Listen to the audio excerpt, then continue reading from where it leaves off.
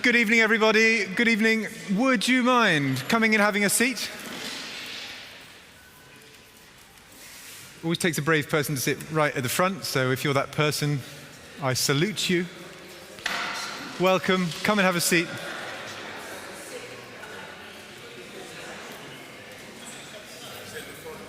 Please. Welcome, welcome. Come and have a seat if you're just arriving.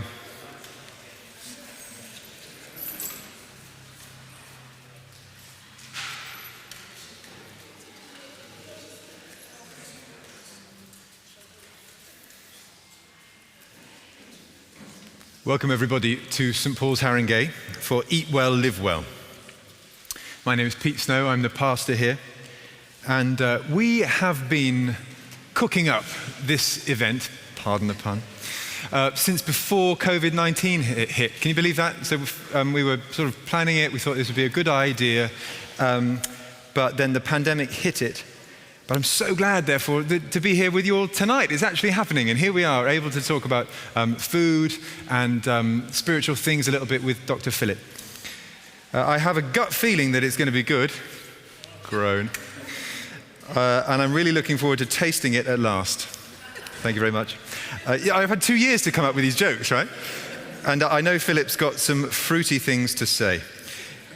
We have an online audience too, so welcome if you're joining us online from somewhere else in the world, either live or on catch-up. Welcome to you. Our special guest this evening is Dr. Philip Bazire. Philip's a doctor with a master's in nutrition and weight management. He's a surgeon as well who has worked in bariatric weight loss surgery. And having seen the effects of bad eating on our health, he's passionate about helping people to make good choices so they can eat well and then they can have better health. He's been working in the UK and overseas for a company called Pronocal, who are dedicated to weight management. And he lived in digs in Tottenham when he was younger as a medical student and has now returned home to roost, as it were.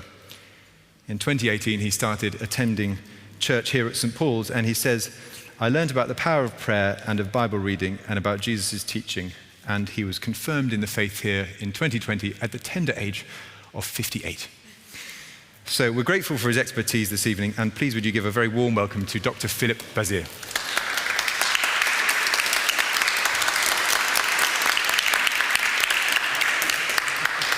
Thank you. Ooh, Philip, welcome. Thank you. I deserved all of that, but there we are. How are you? I'm well, thanks. How are you? Very good. I'm very well, thank you. Yeah, as I say, very excited to be here on our little yellow sofa. Yes, yes. Squash on. Just get my feet on there. Normally this lives in the church office and it never gets an outing, so this is the finest moment, yeah. We are going to split this evening into two halves, my friends. The first half, Philip and I are going to have a conversation, we hope about 45 minutes. Then we'll have a little interval, and you can get some more drinks and nibbles if you want. And then Philip says we can turn it over for a question and answer session. Mm-hmm. So if there are any questions that we haven't answered or that it's caught your interest, then you will be invited to ask whatever you like of Dr. Philip. If you would like to ask a question, then you can do it online anonymously, which is very modern. And if you have a mobile device and you go on the flip chart there to slido.com, then this website allows you to submit a question, and you can do it anonymously, and you'll just need the event code EWLW. If that's all far too much for you, but you do have a question, then you can also just raise your hand in the old-fashioned way when we get to that moment. So we do it that way as well here. Okay, so that'll be in the second half, but let's turn to our special guest, Philip. Could you just start by telling us why are you passionate about nutrition? Well, first of all, thanks for inviting me. You're welcome. It's great to be here, and I hope I can bring something of interest to you all. So, my passion for nutrition basically came from my clinical practice. I started working in medicine all too long ago, and I could see the effects of what overweight and obesity can do, and the bad diet.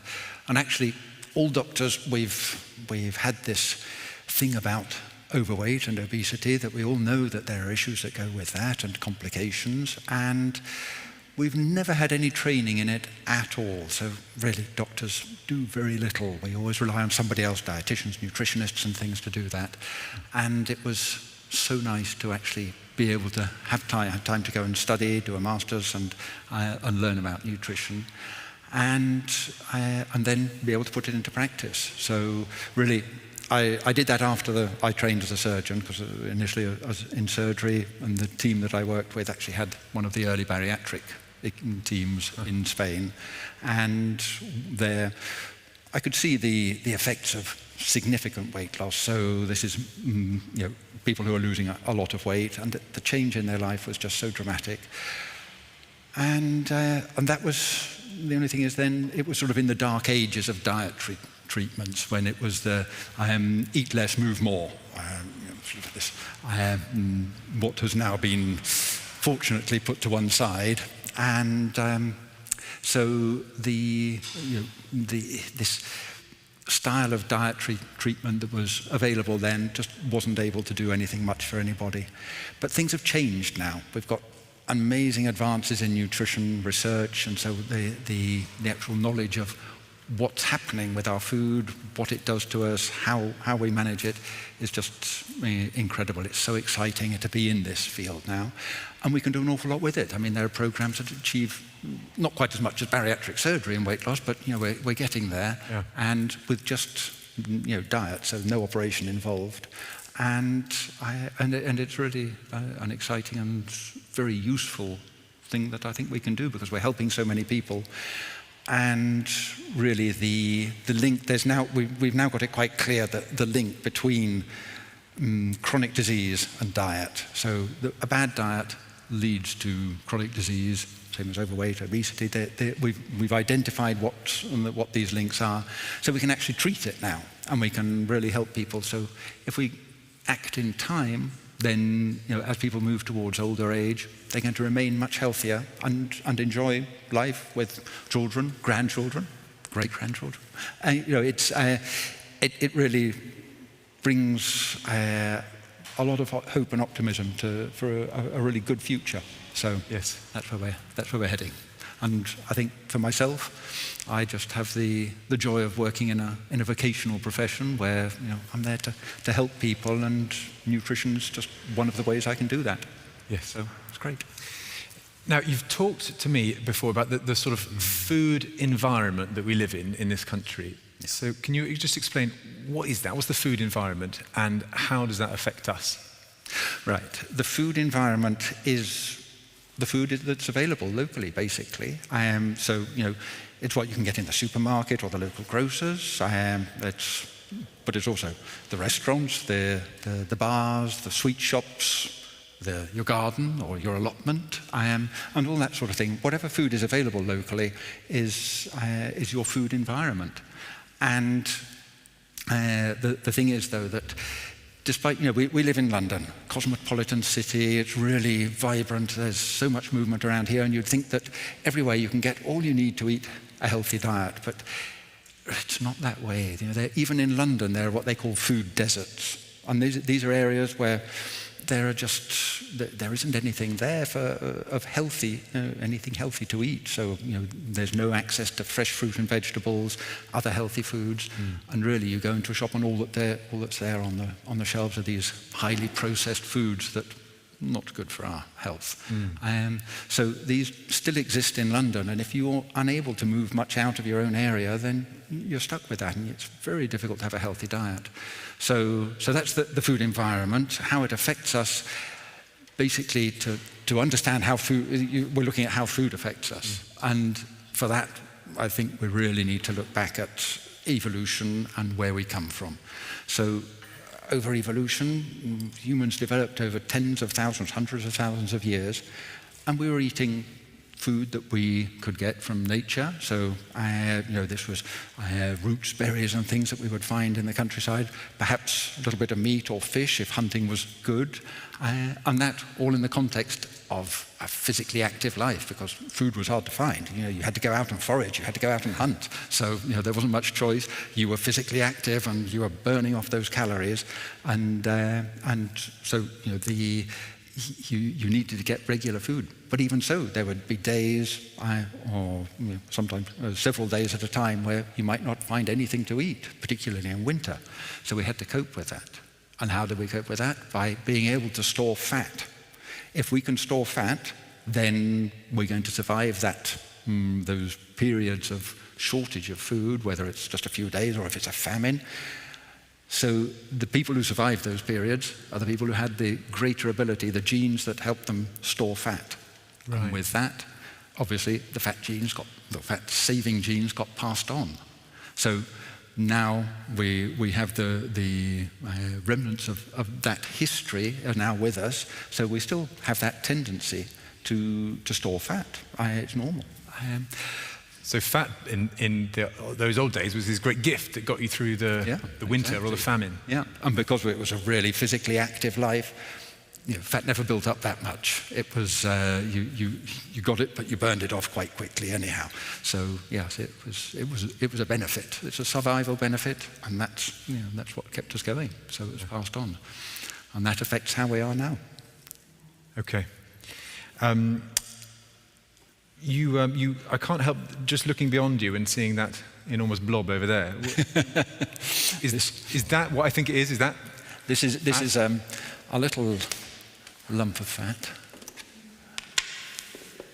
Oh my goodness, it's coming out. I thought it was going to stay in the box. There we are. This is 2 kilos of fat. So that's a lot of calories in there. Basically fat. It's variable, of course. Sort of somebody says, "Oh no, you can't say it has 7,000 calories per kilo," but it's around there. So somebody who has that has a lot of calories. You've got sort of 12,000, 14,000 calories here, so that's going to last you quite a while. But in modern days, we don't burn things up quite so fast. So this is what we carry around sometimes. I just want to pass it around. It's not real. So, some people are very quick to get rid of that. Well, we'll come back to that a little later, when we talk about overweight and things. But, yes. Really, what we're looking at is a food environment that our bodies developed to save energy, to keep it, and in a context of a physically active life. Trouble is, now things have changed. So over the last 150, 200 years, we've got a lot more food available. Mass farming is just producing more food than we can eat. And particularly in the last 50 years or so, we have this glut of food, and we have the bodies that still think, I must save. And so we eat as normal. Even if we just normally, the body is going to save all that it can, just in case there's a rainy day around the corner. But now, at least for most of us in developed countries, that rainy day never comes. So we're always storing up more and more. And our appetite continues there. And it comes back to really very much the type of food we eat as much as the amount we eat. But we'll come on to that, I think, in a little while. So Fabulous. So from what I understand it then, our environment has a big effect on the way we eat and our appetite and our food choices. So what can we do to help ourselves? Okay, so we eat, first of all, we eat what's on our plate usually. But nowadays, the types of food that we eat, they don't have much to do with what we used to eat thousands of years ago. Thousands of years ago, it was a rough diet. These were tough vegetables and roots and things. Occasionally you get berries and things. Yes, that would be easy to digest, but most of it was really quite tough to digest. So the gut had to work hard to get the nutrients out of the food you were eating. And when that happens, the nutrients come out slowly, they reach the blood. The body's control mechanisms have time to actually put the nutrients where they should be. So, if we have sugar, for example, so sugar in all the berries and lots of things that we would have eaten back then as well, the carbohydrates, which are sugars, they come out, they get absorbed, go into the blood, and then they get transferred from the blood into the cells. And we have special control mechanisms that do that. In the case of glucose, sugar, that's insulin, basically, that moves the glucose out of the blood into the cells. In the blood, we've got about a spoonful of sugar at any one time in the blood. But if you're eating something with sugar, obviously that's going to go up. And if you get more than sort of a spoonful and a half of sugar in the blood, that's actually getting dangerous for your organs. So you've got to get rid of it. And the way to get rid of it is to store it in the cells. And that's what insulin does. So as we eat these tough vegetables and things, that's fine because it gets absorbed slowly. The insulin has time to act. And the sugar gets put away where it should be, no harm done. Nowadays, things are different. The foods that we have nowadays, and this is where I have a real gripe with the food industry, is that they've designed foods, they're laboratory foods, they've been made basically to stimulate our appetite. Appetite has always been there.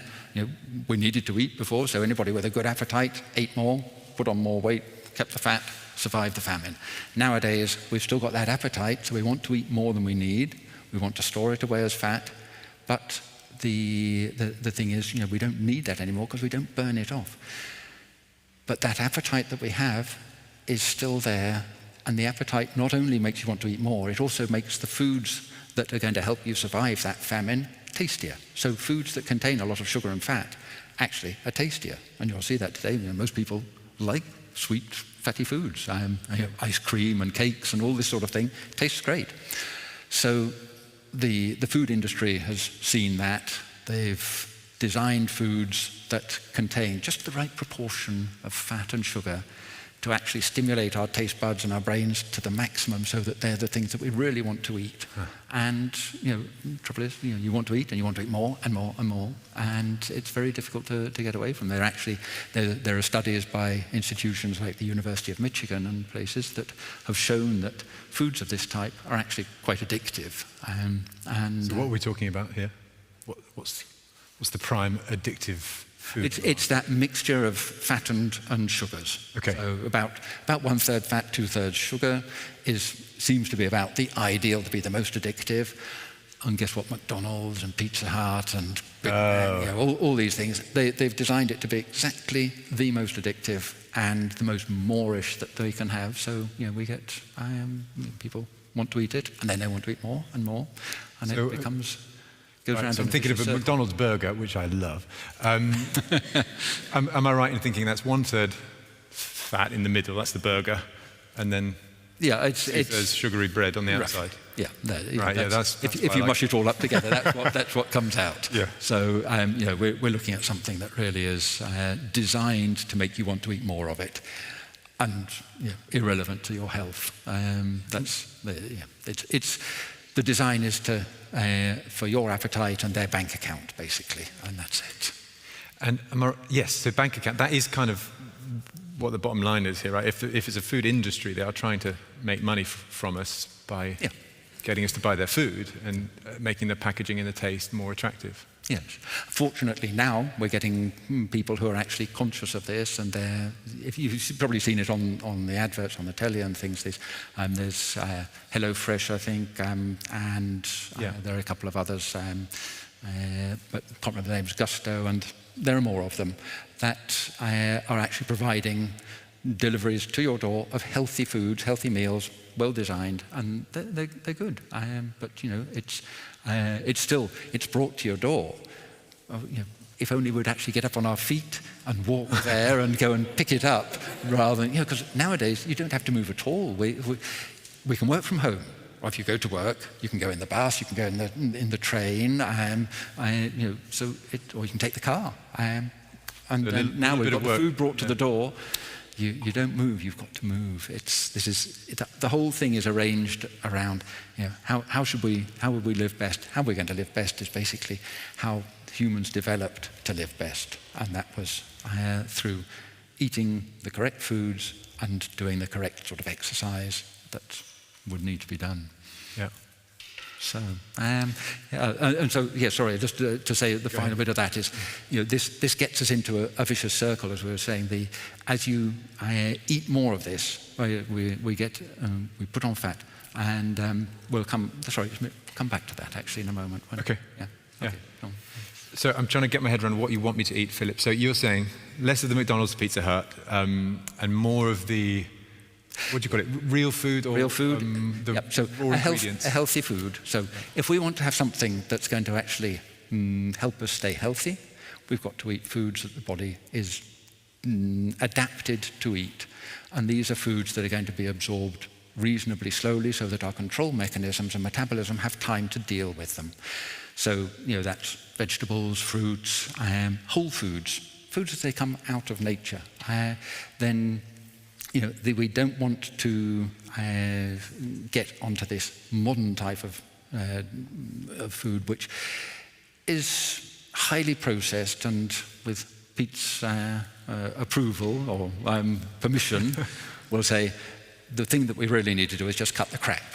I see why you needed my permission to say that in church. Yeah. So, go on. CRAP is actually, it is a medically accepted acronym. Okay, so it's not just what you hear there. And this is carbonated drinks, refined carbohydrates, added sugars, and processed foods. So that defines pretty much all these things that are really going to spoil our diet. Carbonated drinks are just sugar in water. The added sugar is exactly what it says. The refined carbohydrates are what they say. That find a product, a food that has carbohydrates in it, like grains. Take out all the goodness, take the shell off, take everything away, just leave that little bit in the middle that has all the carbs, mill that into a flour, and you've got refined carbohydrates. It has no goodness in it, just has carbs, and they're not an essential nutrient.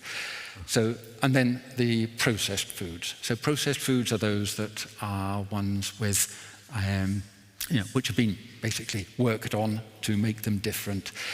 There are degrees of processing. So cheese is a processed food.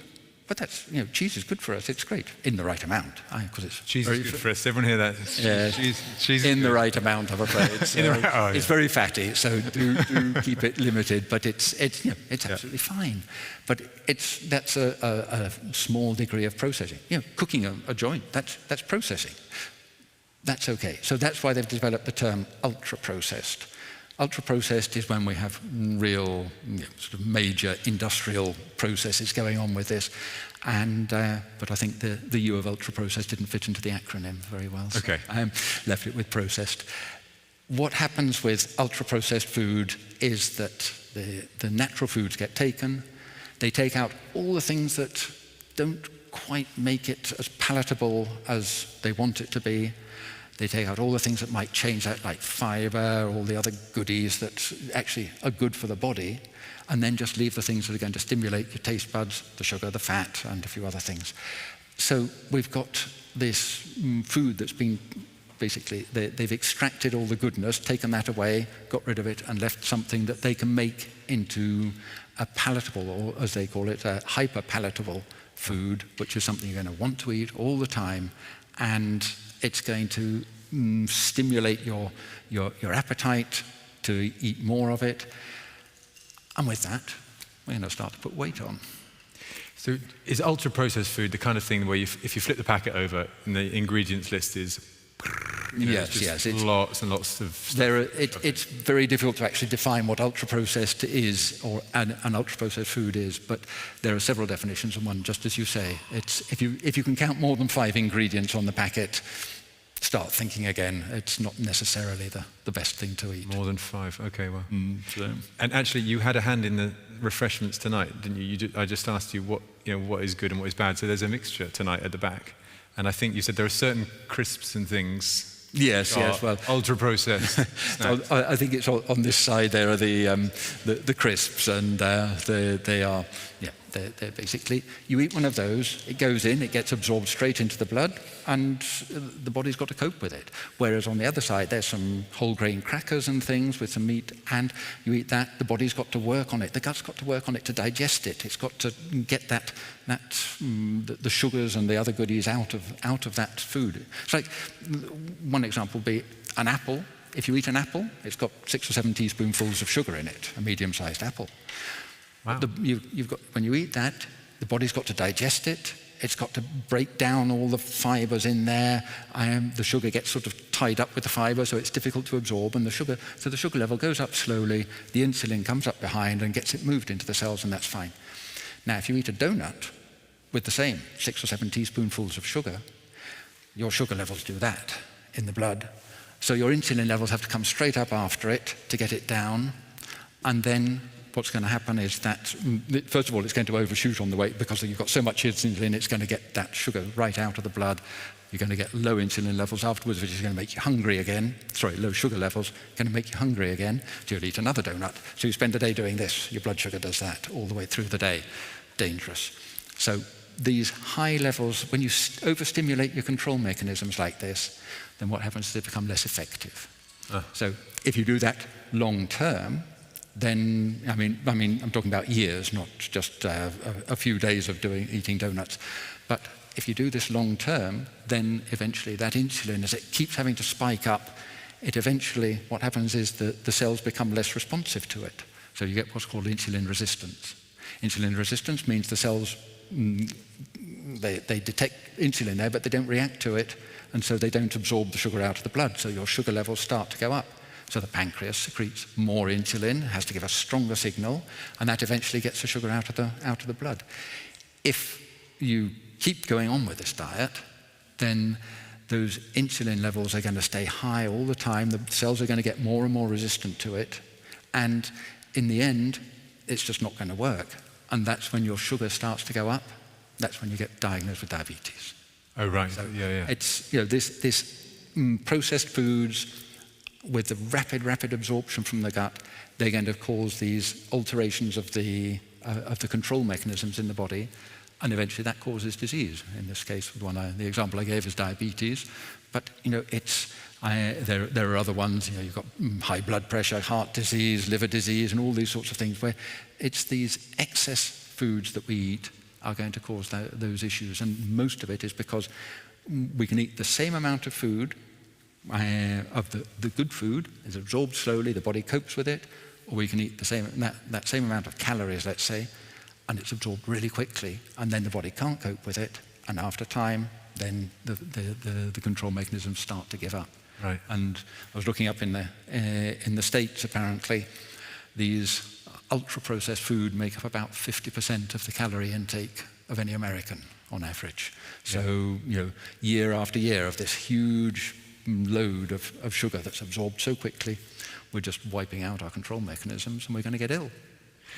So is this when we start to put on weight? So you're going to, when the control mechanisms are going wrong, you're going to be gaining weight, definitely. And this has, it's just one of the other effects of this excess calorie intake that we have. The diets, the food industry has designed these things so we eat more and more, we put on weight. And our control mechanisms, well, they don't care about that because that's our problem when we get diabetes. Is this why it's so hard to lose weight? Because your control mechanism has sort of already got used to a certain way of operating? Yes, that's a slightly different issue because when you put weight on, then the fat cells are starting to fill up, and whilst you have a certain amount, and each person, each individual is different, the threshold of the fat that's actually going to affect them. But we all need an amount of fat. Having not enough fat is not good, but having too much as well is not good. So we want to be just in the right range. When we put weight on, what happens is the fat cells are starting to increase in size.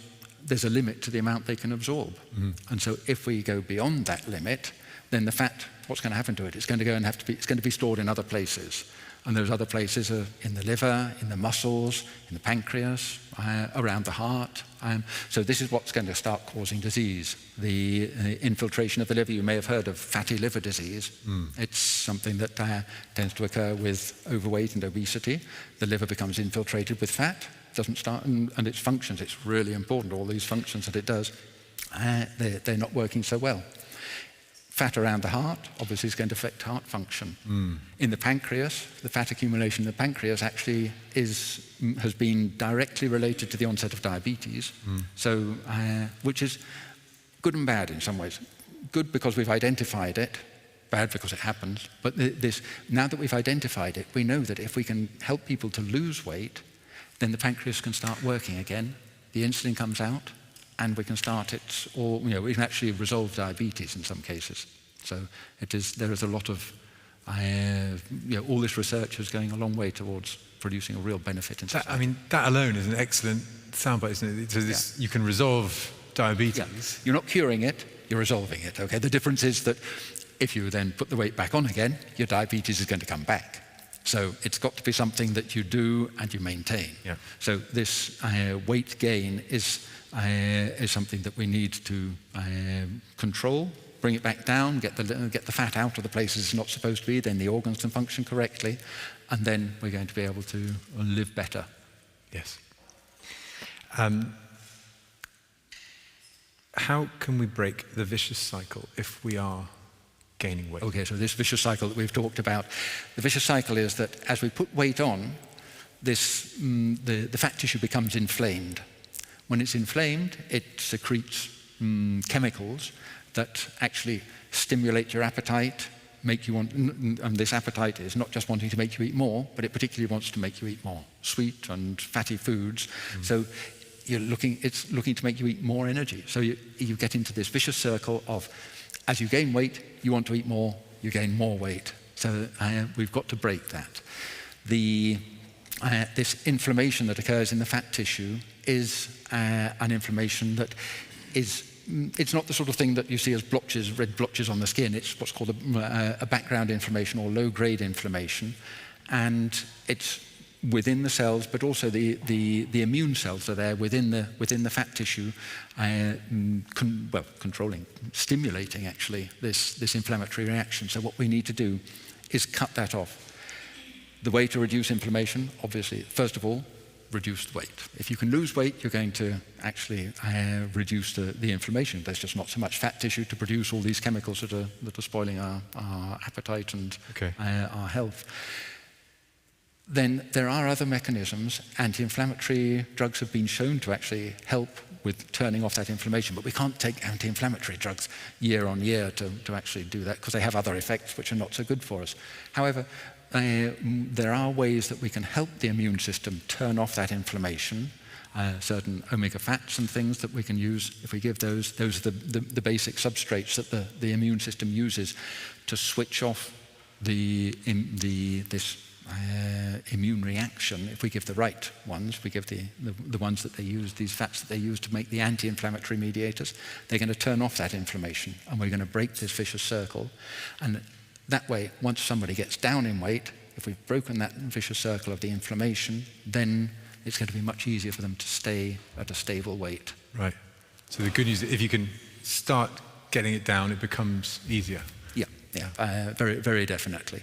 And there are a multitude of ways, as you've seen on the television. There's adverts for everything. You've got from Noom, which is a sort of an app on your mobile phone, and Weight Watchers, which is a sort of weekly thing of where they help you. They give you points for what you eat or don't eat, and all the way up to sort of quite advanced nutritional programs like one I manage, which is a very specific. It's a medically designed one. It involves the use of ketosis, which we'll talk about that in a minute if we like.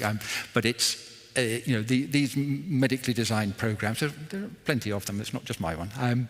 That are around that can actually achieve amazing results. And we're looking at 10, 20, 30 kilo weight loss for people and more.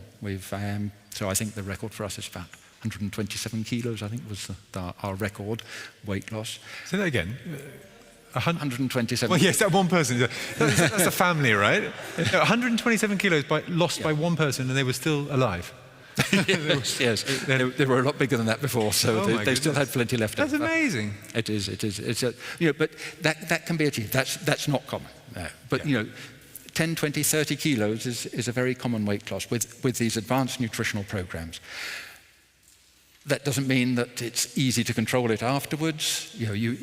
Any program that you do has to have the whole works, basically. First of all, it has to be the correct nutrition, of course, but then a complete lifestyle change. So that you've got to get physically active, you've got to do your exercises, and you need the emotional and motivational support that has to be provided. Otherwise, people drop out. Dieting can be difficult. There's no point just saying that, oh no, once you get on there, it'll all be fine. No, it's difficult. You have to dedicate yourself to it. You have to commit to it. And so you have to find the one that works for you. These things, there's a wide range. Talk to experts about it. Have a chat with one. I mean, information should be free. Whenever anybody rings me up, I'll spend half an hour on the phone explaining to them how my program works. If they want it afterwards, great, delighted. Then I'll do their medical consultation. Then I'll start charging them. But information should be free. If somebody, I think, if you ring up a dietitian or a doctor and say, can you help me lose weight? And they say, well, come and have a consultation. It's this much, just to get the information. I wouldn't go there. They're obviously worried that you're not going to come back again and need to charge you first. But what really you need to do is get the information, careful of the information on the web, get the information from experts. On the web, what happens is you don't really know who's written it. There's an awful lot of information out there, but you never know. I have a lovely picture somewhere of a dog sitting at a typewriter, or at a keyboard rather, on the internet, and it just says, when you're reading the internet, you never know who's on the other end. Yeah, so be careful of that. Go to the experts, get the right advice, find the one that's going to suit you, or that you think is going to suit you, and try it. If it works, great. If it doesn't, go and find another one until you get there. But you've got to commit to it. A diet's only going to work if you do it well. And if a diet doesn't work, or you find it really difficult to stay with it, then there are other options. You've got there are weight loss medications now that are coming on. They're advancing tremendously. They have their place. I personally don't really like them for the initial attempt at weight loss. Don't just give yourself an injection and say that'll stop me eating. No, you have to learn how not to eat and how to eat the healthy foods rather than just give yourself an injection. But there we are. They do have their place. And at the extreme, of course, is bariatric surgery. So there are people who really, they've tried and they've not managed it. And rather than suffer the ill effects of severe obesity, then bariatric surgery does wonders for these people. So, yeah. Now I have to ask you. Earlier on, I saw you with a special waistcoat. Aha! Yeah. Can I ask about that? What was that? This is just a waistcoat that I have brought, which I've put some weights in it. Okay. So it's for you to experience what it's like to put on this. I've made this one 8 kilos, so it's just over a stone. It's about 1.25 stones. And it's quite surprising how heavy it is when you put it on. So if you're overweight, this is what you're carrying around with you all the time if you're just 1 stone overweight. 8 kilos. So, do you want to try it on? Can I try it on? Yes, yes, we'll try. So this is what it would be like if I was 8 kilos heavier.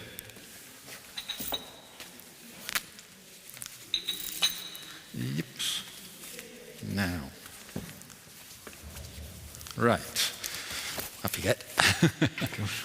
Like that. One in there, and around the other side. There you go. So, how does that feel? Oh my goodness, really heavy.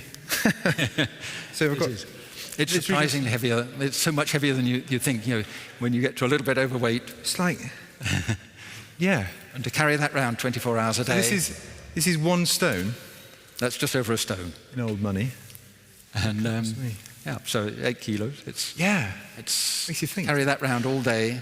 your poor old knees in the end. Right, so your back. joint problems, yeah. Yeah, Then we pass this round in the break and people can... Yes, but I do say, please, somebody help you on with it, help you put it on and take it off, because it's probably fine, but if it falls on a foot, it's not going to be comfortable. Oh, but when you take it off, you just feel like you're going to float up into the sky. That's wonderful.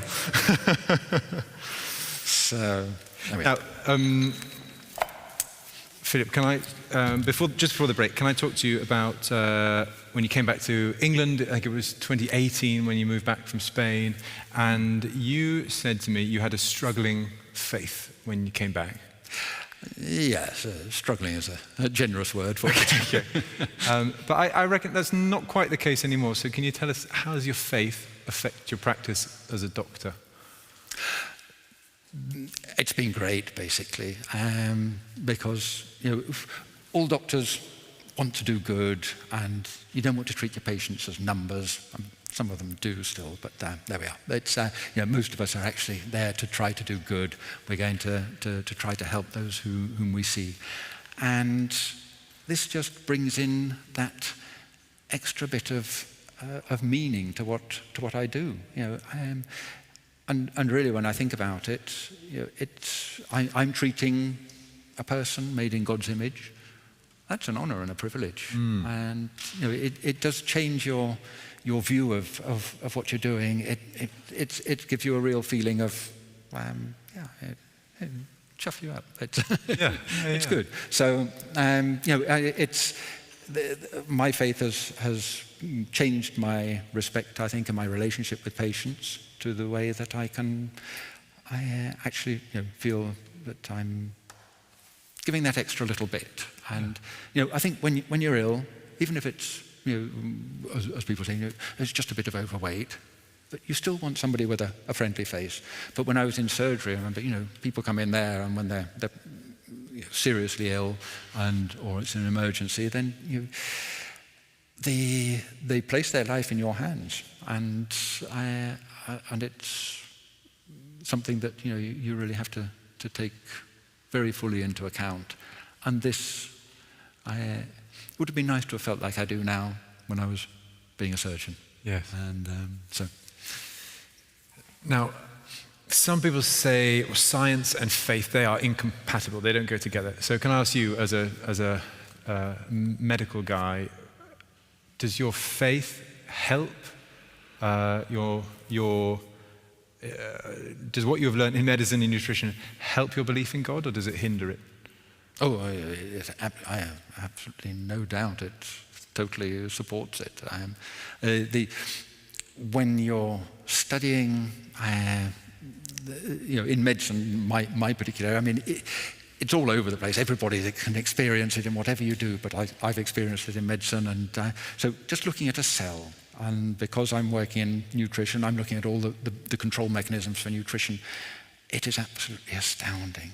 The complexity in the cell, all these different molecules, they all have their role to play. They all interact absolutely correctly. And when we're healthy, it's astounding. It is just a perfect system. I can't have happened by chance in my life. But there's so much more to it than that. There's in the brain, you've got neurons. We've got 100 billion neurons. They tried to make a simulation of one little bit of the brain, and they found that they needed a computer for each neuron. So you're looking at a mini computer, but even so, that sort of thing just coming out of a cell, this tiny little thing, and we just can't imagine what could have actually made something like that. It's astounding, so. It's unending. All the things that there are, it's just one marvel after another, basically, as far as I'm concerned. Yes, that is fabulous. So, but as far as my faith, I have no. It supports my faith. It doesn't. People who say that they can't mix it, it can't be this. No, I'm afraid I would take issue with them. I'm struck, even talking to you tonight, Philip, I've learned a lot about the human body, and it seems to me like this, my body is this great gift, which I believe is from God, who made us. But I know so little about how it works. I I don't know the faintest thing about insulin, and yet apparently it does loads in my body every day. And I just think, wow, like I'm carrying around this machine that I don't consciously tell it what to do when I put food in my mouth, but it sort of just does this incredible stuff that you've been talking about. And it feels like a real gift to me. And it makes me think of a Bible verse, because I do the Bible a lot. So it says in the Bible, this simple phrase, Philippians chapter 3, their God is their stomach. And I wonder whether actually that's, a lot of the time, that's just what we're doing as human beings. We're sort of, I'm all about what I can eat. I love that nice taste in my mouth. And that phrase gets to me. It says, their God is their stomach. I just basically worship my stomach, my taste buds, the feeling of putting food in my mouth. And I can become easily driven by that, and I can just keep thinking about my next meal. I could spend all evening thinking about dessert, personally. But do you relate to that in your life? I can quite understand that. I think it's, food should be pleasurable. I mean, I wholly agree that, that it is great to eat. We have a body, as I said, it's adapted, guided, if you like, over the centuries, over thousands of years, millennia, to be that way so that we can survive. But, we have that now, and now we have the opportunity, as long as we control it, we can enjoy that side of our life because, we can have nice things to eat and enjoy them. It's perfectly true as well that can become overpowering. And suddenly, these people who have to have the most exquisite meal done this way and that, and the only thing is the meal. It doesn't matter who has to suffer for them to have it. It doesn't matter, it's the overriding thing. And there's no thanks in there for the provision of the food, or where that food came from. So then, yes, I mean, we're looking at idolization of food, if you like. I mean, no, that's... I think that's exactly it. It's like we have this way of taking a really good gift. Food is so tasty and so colourful and so good, and yet we make it into this ultimate thing where my God is my stomach, and it's all I can think about. But that's true. But it is. Things do work against us a bit because we have. It's so easy, as we were talking earlier about the way that the body, the appetite is designed to make you want to eat more sugar. So it's natural that you feel that way, and it has to be quite a conscious decision to say that I don't need to eat all of that anymore because tomorrow I am going to have something to eat as well, and the next day, famines aren't regular sort of occurrences these days, or at least not in the UK. Yeah. I mean, it strikes me as a little bit like planet Earth, if you go with me here, but planet Earth, it's like we've been given this great gift of this beautiful planet. It's intricate, it's stunning, it works together as a system, and yet I'm quite good at trashing it. I'm quite good at not giving thanks for the planet and just abusing it for my own aim. But it kind of, at a micro level, I kind of do that to my own body. Like I have this great gift, I don't really thank God for it, and I'm quite good at trashing it if I just get my mind set on it. Yeah. Sorry, I didn't mean to be so pessimistic. but let me try and inject a positive note then. The same paragraph in the Bible I just said that their God is their stomach also goes on to say we eagerly await a Saviour from heaven, the Lord Jesus Christ. And so this gets me thinking about actually how God loves the human body. Because it must be so, because he made it, and in the Bible he says he's very good, but then he also took on a body. As Christians, we believe Jesus Christ is God, the Son incarnate, so he takes on a human body. God took on a digestive tract and a pancreas, and he did it. So he must give great dignity to the human body. He must love us incredibly to want to come and redeem our bodies and save them and have them live forever. Yeah. Which I find very exciting. Yeah, that's great. Totally agree with you. Can't fault you there. Yeah. It's just I think that is it's a creation. It's the top of his creation. So he put us here to live in his world, and so we should respect it as well. Yes, the whole world. Yeah. Our time is basically done for part one. Can I just ask you a closing question? Just someone who's come here tonight or they're watching online and they're worried about their weight. And I guess we're all insecure about our bodies in some way. What should they do? Well, as I was saying earlier, get the information. Get the information from various sources, compare them, and see what's the best way to do it. If you're just a bit overweight, there's no complications, then you can take things calmly. Get yourself a healthy diet. Learn how to eat a healthy diet, what real food is. If you get that going, the body will get back to a metabolic health. You'll feel more comfortable. You'll feel good. The body will give you the right signals. So when you've eaten, it'll tell you, you're full, don't need to eat anymore. And that's the time when you don't say, well, I'll just have that second helping of dessert. And then things will stay okay. And honestly, when you can get down to a healthy weight, which doesn't have to necessarily be within what these indices that we doctors have, the BMI and things. Once you're at a healthy weight where you're metabolically healthy, that's you're there. You can stay there, and it's going to be much easier to control. If you've actually started to get complications of overweight or obesity, so whether that's diabetes, heart disease, joint problems, so it's not all metabolic, there's physical problems as well. If you've got those, then it's a bit more urgent to do something, because those diseases have long-term consequences that are really not so nice. And so it's time to get the weight off.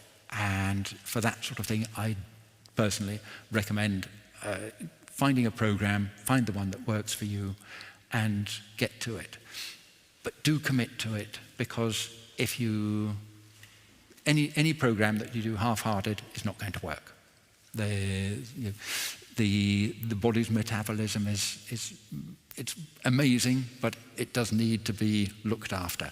So if you're doing a half-hearted attempt, the metabolism isn't going to get back to normal, and you won't get the weight off. You won't get back to good metabolic health. Find the one that works for you. Stick with it. Get down to whoever your expert is tells you is the sort of correct weight range for you. First of all, even if you lose a pound, that's a pound of health gained.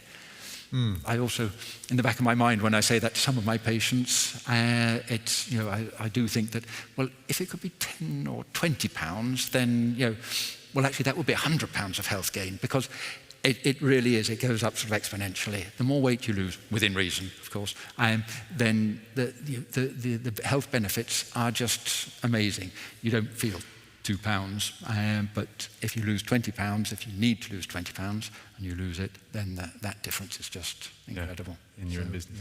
I like that. So you said a pound lost is actually a pound of health gain. That's one of my little things. I'm going to hang on to that. We'll take a break. Okay. We'll be back in about 10 minutes or so for a question and answer session. Reminder, if you would like to ask a question, then you can go to slido.com, slido.com. You'll need the event code EWLW if you want to submit a question on there.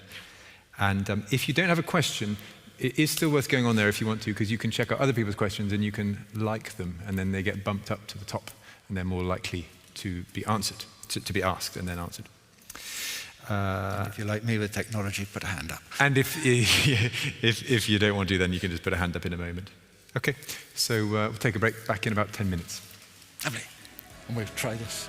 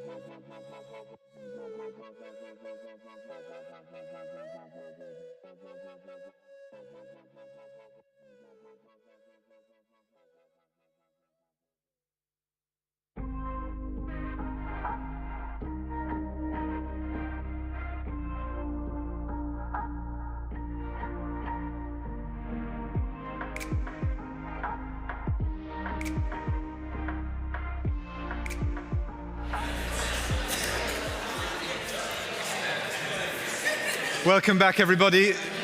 Would you like to come back to your seats and we'll begin our question and answer session?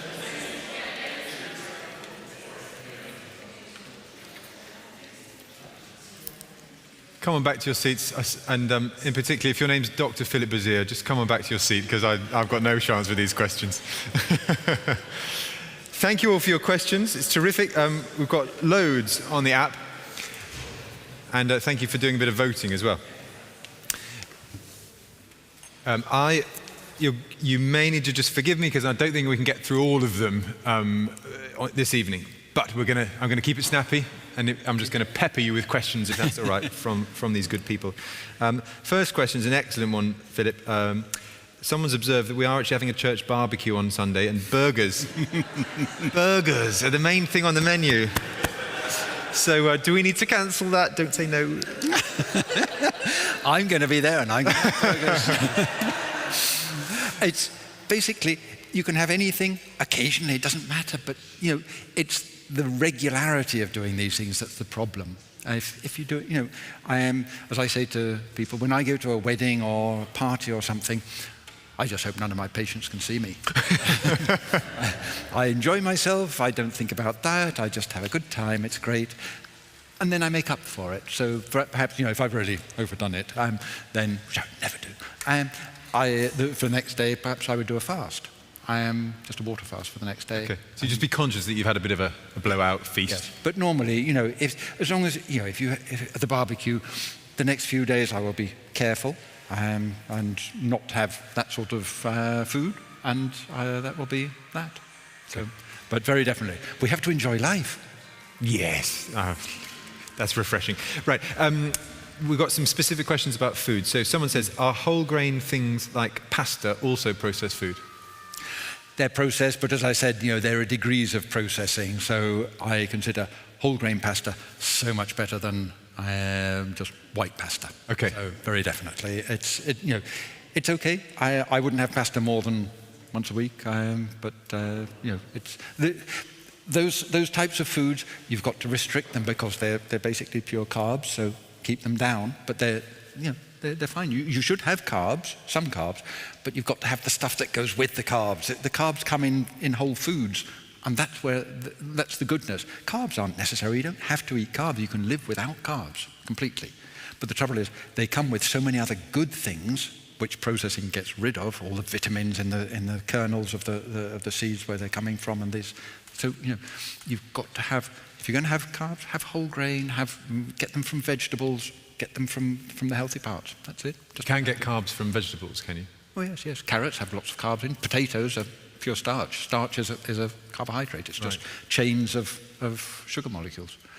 So not too thrilled by potatoes, but occasionally some. But don't overdo it on potatoes. Okay. But somebody says, are tinned lentils, beans, pulses, etc., in the ultra-processed category? No, definitely not. They're in the processed category because they've been processed, but they're great. And tinned lentils and chickpeas and pulses in general, they're good. They're really good. So go for it. They're absolutely fine. You don't have to have the dried ones and then soak them overnight and do all the hassle.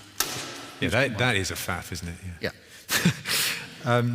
Someone says, most of us today are addicted to sugar and the poor diets that are filled with it. How are we supposed to retrain our palate to desire healthier foods? My view on that is get rid of the sugar. What do you say? Get rid of? Get rid of the sugar. Okay. I mean, literally. The program that I handle is what's called a ketogenic diet, which means basically you almost completely eliminate carbs. Sugars, carbohydrates are sugars. Sugars together in chains form carbohydrates, so they're all carbohydrates. So if you eliminate carbohydrates from the diet, then you're giving the body a rest from that. So the insulin levels come right down, things can actually return to normal. For me, carbs are the toxins of today. Refined carbs, sorry, I should say, are the toxin of modern nutrition. They really do damage the body. So just get rid of them. And if you've got a problem, a weight problem or that's actually giving complications like diabetes or whatever, then a ketogenic diet is actually a very good way to resolve that, because the problem with diabetes, you've got too much sugar. Take out the sugar. It's simple as that. And things will get better. Do it under medical control. That's all I would say. You can't eliminate a whole food group just without any consequences. It has to be controlled, and it has to be handled by somebody who knows what they're doing. So the diet that I run, we've got, I'm the doctor in charge of it. We've got nutritionists, there's a psychologist, and a personal trainer as well. So yeah. You've got to cover the whole lot, otherwise it's not, it can go wrong. And you were telling me about an experiment with rats. Oh yes. Can you just explain that one? This thing of the addiction to sugar. They did an experiment with rats. They put them in the cage with 2 drinking bottles. One had sugar in it, the other had cocaine. And they all went to the sugar bottle. So Tasted both, presumably. Yeah. And there was even a thing where they had ones that could press a button and get an intravenous shot of cocaine, or they could drink the sugar, and they went for the sugar. So it is addictive. Yeah. But that's not natural. Sugar doesn't occur like that in nature. Sugar occurs in nature in sort of the purest form is probably potatoes. Honey as well. Sorry, but apart from honey, there are these vegetables. You've got potatoes, probably the nearest to a pure form, because that's starch, which is just sugar molecules linked together. But that's most of it in nature is complex. These are complex carbs. The gut has to digest them. They get absorbed slowly. They're mixed up with all the other things. This food matrix is really important. The food matrix is the form of the food. So you've got a carrot that's got all the fiber in it. It's got the cells. And the gut has to break all of that down.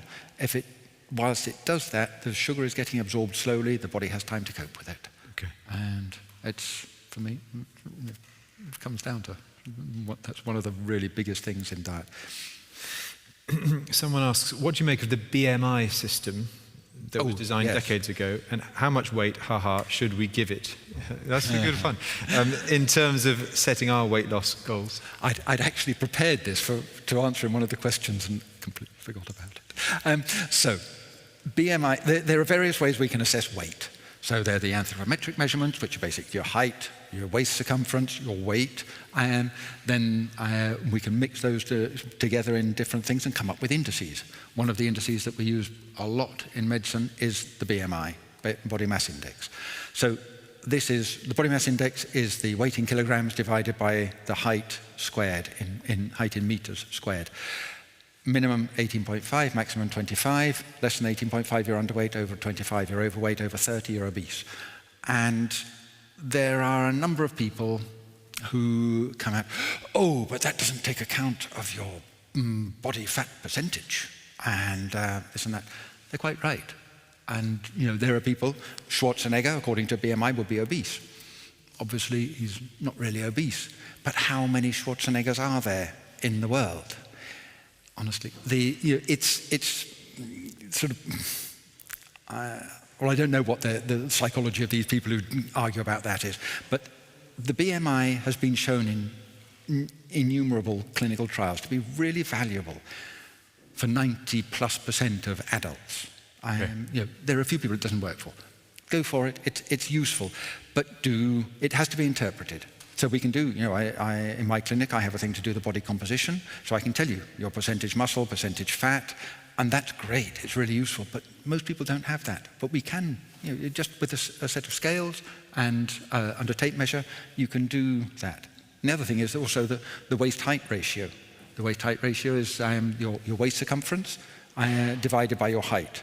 And if that's over a half, then you're increasing risk of heart disease and diabetes and things. So, there's a lot of very simple measurements that we can use, and I'm afraid that I consider basically that the presumptuous people like to say, oh no, but there's a person over there the BMI doesn't work for, so discount it.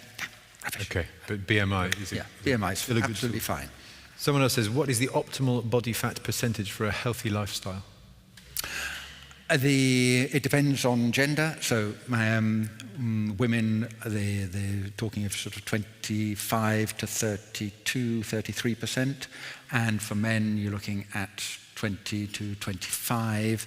A lot of people go a lot lower than that. I had a bodybuilder I remember in Spain, his body fat percentage was 4, which was terribly low, but that's an extreme.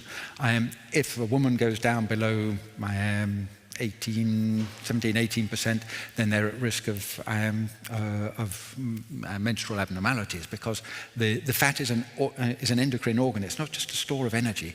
It has a really huge range of endocrine functions, and in particular the sex hormones are metabolized in the fat. So a woman who loses a lot of fat, very thin woman, the anorexic women often don't have periods. So an amount of fat is absolutely essential. It's an essential organ. But to say the exact amount, I've given you a range there, the 25, 27 to 32 for women, and 20 to 25 for men. That's those are good, but it doesn't have to be specific. You can interpret it according to the person. So all these things should always be interpreted on the clinical, seeing the person and making a clinical interpretation. Isn't it just a case of being able to eat more or less what we want if we're super active physically? No, absolutely not. The superactive physically is great. Don't overdo it. Actually, activity follows what's called a J-curve. So mortality and activity. As you become more active, the mortality comes down. But once you get to sort of 3 hours a day, I think it is, 2.5 to 3 hours a day, beyond that, starts going up again. So be careful. The physical activity, very few of us do enough of it. But we need to do a mix of aerobic, anaerobic, or resistance training, so weights and a bit of running, great. 180 to 240 minutes a week is good. A bit more than that would be absolutely fine, but as a minimum, I would say 180 minutes a week, and so that's 3 hours. 3 hours. Half an hour a day. That's a good minimum. If you do a bit more, brilliant. But have a mix of exercises, different things. It's really good. I've got a question from Andy S, who says, I'm watching on YouTube and I'm eating steak, oven chips and drinking a small beer. Enjoy it. What's your rating for my dinner, Dr. Philip? As a one-off? Look at the camera and tell him. Hi, Andy. Enjoy it. Nice. And tomorrow you make up for it. Yeah. I've got a question. Sorry, I wasn't looking out for questions. Sorry, Go ahead. I was just going to wait for you to finish. Talking about body fat, just wanted to know, if you wanted to lose body fat but not weight, because not everybody who's got mass body fat is overweight, what's the best way to do that? Well, if you're going to lose fat and you don't want to lose weight, you've got to replace it with something. The only thing you can replace it with is muscle. And so that's exercise then? Yeah, exercise. Basically, to simplify it, aerobic exercise is great for health, brilliant for the heart. It hones the muscles. It actually can slim down muscles. So it's not going to help you put on weight, as in muscle mass. What does that is resistance exercise, so weight training. That builds muscle volume, which is great because muscles burn calories 24 hours a day. It doesn't matter whether or not you're exercising. But I have had people who've done my diet and they've put on muscle during that. My daughter did it, and she went quite strongly on her exercise, and she actually put muscle on. She rang me up all angry, said, "Dad, I haven't lost any weight." And so fortunately we were able to do the body composition, and we saw that she'd actually put some muscle on, but she was still losing fat. You will lose volume. Muscle is a lot denser than fat. So that piece of fat there, here it is, that went round. So that volume, that's probably 2.5 litres, whereas 2 kilos of muscle is going to be just a bit under 2 litres. So clothes size. So clothes size, yeah. People sometimes people on a diet, they'll go down in volume, but not in weight. If they're putting on muscle, then their volume decreases, but their weight stays pretty much the same. Okay, thank you. Got a question from Olivia, who says, what are your thoughts on the psychology behind our relationship with food? The things that trigger what or why or when we eat the way we do and possibly struggle to lose? It's hugely important and very difficult. I'm a surgeon, I don't deal in psychology. Okay. No, it's basically, from what I've been saying through the evening, food has an amazing effect on our brains. And inflammation, that I said, as we put on weight, the fat tissue becomes inflamed. That inflammation affects our appetite, affects our relationship with food. So the whole thing is, it's all interlinked. That's why you've got to have you can't just do it with one part. You've got to have this multidisciplinary team, which is somebody specialized in nutrition, somebody specialized in exercise, somebody specialized in psychology of weight loss. The way I see it more is for immediate weight loss, you've got to get that motivational support, which is really important just to get through a diet. But you then have to completely rethink your relationship with food, because once you've lost the weight, if you go back to doing exactly as you were before, eating the way you were before and exercising, then you're going to go back to exactly as you were before. So you're going to put the weight straight back on. So you've got to adapt your relationship with food, and that's going to be where a psychologist can really help. Okay. And but yes, get somebody who really knows how to do it. We had a chap before in the program I run who was brilliant. People really liked him. Unfortunately, he retired. But giving people the tools they need to be able to control their thoughts about food. So if you see something, you think, "Oh, I'd love one of them," then you've got to be able to say to yourself, "But no, I've had what I need. I've had what my body needs. I don't need that. If I eat it, I will have to forego something else." So, as I said, when I go to a wedding, the next day I forego, if necessary, the whole works, because I know I've overdone it, and I've got to make up for it. The same thing here. That relationship with food is very complex. I don't claim to be an expert in it. You do need experts in that sort of thing. They can give you a lot of help. There are now a lot of apps coming out. There's Noom, and I can't remember what one you mentioned to me, Olivia. There are these ones that help you just focus on what you're doing. You have to think about it. It's like this mindful eating is another way of talking about the psychology of eating. Mindful eating is when you think about exactly what you're eating, and when it goes into your mouth, you feel it, you chew it, you think about it, and you swallow it, and you think the whole process through. So it's making you very aware of exactly what you're eating, how you're eating it, why you're eating it, and it's a hugely important part of weight management in general. But it's, I think, I don't profess to be expert enough to give you more advice than that, other than say, find an expert who does. We've got a question over there. Thanks. So that one was an online question. This is me live. A bit of a gear change question, actually. But you mentioned earlier about some issues that you have with the food industry generally, and and the information that's available to us out there on the internet, where anything and anyone can type up anything and legitimize it. And I just wondered, first of all, what are your concerns about information that's often been sometimes government or NHS approved, and the risk of misinformation, and especially in terms of, I know it's not as bad as it is. It's not as bad here as it is in the States, but there's pharmaceutical companies, and they own a company that gives us the diabetes, the sweet sugary drinks and things, and then they sell the drug that solves the problem. And Yes. And I just wondered, like, what are your concerns in that area, and are you able to direct us in a safe, legitimate, reputable place where we can find information where it's not sort of sponsored by somebody who's benefiting on the far end of the circle, if you know what I mean? Does that make sense? I think so. I couldn't hear all of it very clearly, but I think I got the gist. So the food industry and pharmaceutical industry lobby parliaments in every country to get what they want, and they win. I don't know if you've been following the news on Henry Dimbleby's recommendations to the government now, and the new paper that they've released about food policy.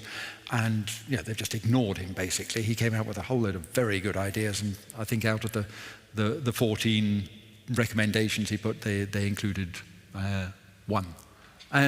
So this is that's what they are. But that's you've got politics, you've got money, and big business, and they don't. In my view, they don't really care about us. They care more about what they get out of us.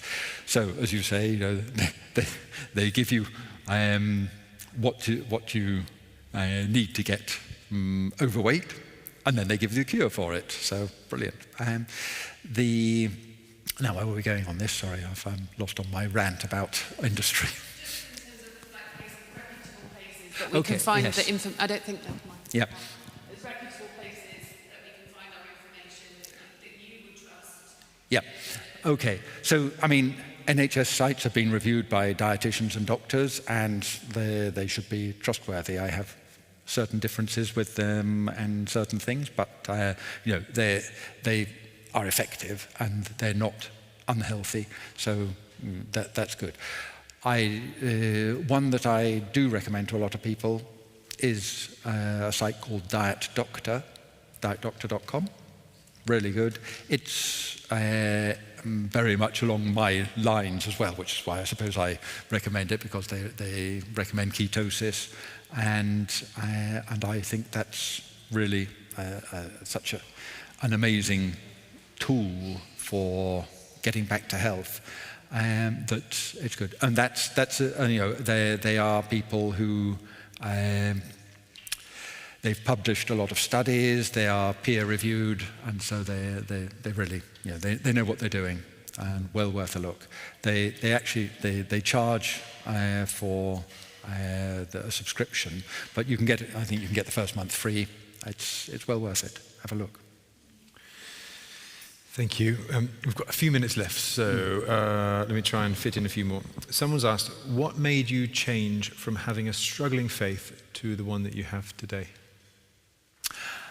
So as I said, it's basically I wanted to find it, and when I found it, I had such a great feeling and such a good response. That's as far as I'm concerned, that's it. It was. It all came together. I found a community, a family, a book I can read and trust. The whole thing was just worked for me, and it's great. I can use it. It helps keep me in my place as well. Doctors are renowned for being a little bit proud at times. In the hospital I trained in Madrid, in surgery, they used to say that most doctors like to think they're God, only the surgeons know they are. So, this puts you back in your place. It says, okay, you've got something you can give it, work at it, keep working at it, and do it for, in God's name. That's great. I can do that and feel good about it, and I don't need any more than that. So someone thought, actually, I've kind of got a struggling faith. What would be your advice to them from your experience? I suppose maybe it's a little bit like I've been saying about diets. Find the church that really helps you. When I moved back, I went round several churches before I ended up here. I came here once to see what it was like and never left. So it was, it's because here is where I found that I could talk. The message was clear, and the feeling was good. So this is where I stayed, and I think I would say that to anybody. People are different, and they view God in their own way. I think we should learn to view God in God's way, but there are ways and ways of doing that. So find what the person who's going to help you reach God and go for it. Amen. Right, for the last couple of questions, maximum 5-word answers, please. Oh, right. Do we still need meat? Yes. Can you name 5 foods that we can eat less of straight away? Croissants, biscuits, all those sort of things. Sugary drinks, and ice cream, and non-dark chocolate. And any chocolate other than that. Okay. But the question was less of it, not none of it. Oh, right. No. I'm just trying to remind myself that I'm allowed to go to a wedding or have a feast, right? Yes. But I mean, less of that stuff is yes. better. They're treats. They should be. It's occasional. It's like a birthday. They come around once a year. Okay. Well, I mean, I'm going to have chocolate more than once a year, but it's. Katie's got a question. Got another question. Oh, go ahead, Katie. We move on quite a bit, but what I was going to ask is we were talking about the sugars and everything. A few years back, the government put levies on the sugar levels, and nothing seemed to have happened. Now they've introduced the food coloring, that everything should be labelled in restaurants and pubs and everything. Do you think it's a good idea? I'm in two minds about that, I'm afraid. The calories there, because people don't understand really what it means. As I said, calories are different, depends on where you get them from. So, if you can get the same amount of calories from, as I said, from a donut and from an apple. So, if you don't understand what the calories are, where they're coming from, and how they're going to affect you, it doesn't mean much on a menu. But it is, just as a general idea, it's good, and we ought to start becoming aware of where all these calories are. There's usually an awful lot more calories in any meal that we have than we imagine. So, if you go to a restaurant and you suddenly see, the thing that says 2,000 calories in one helping, think again. So, yes, that's why I say I'm in two minds. You have to understand what you're reading, but if you do understand it, that's great. It's really useful. Okay. We might need to make this the last question. Go ahead. It's going to be a good one. How do you set people's expectations, say, if someone's wanting to get healthy, lose weight, all of those things, your program or someone else's? How do you help them avoid disappointment? How do you set their expectations for weight loss? What to expect, weeks, months? Yes, it obviously depends on the program. My one is for rapid weight loss, so I did it and lost 1.5 stone in a month, and kept it off. So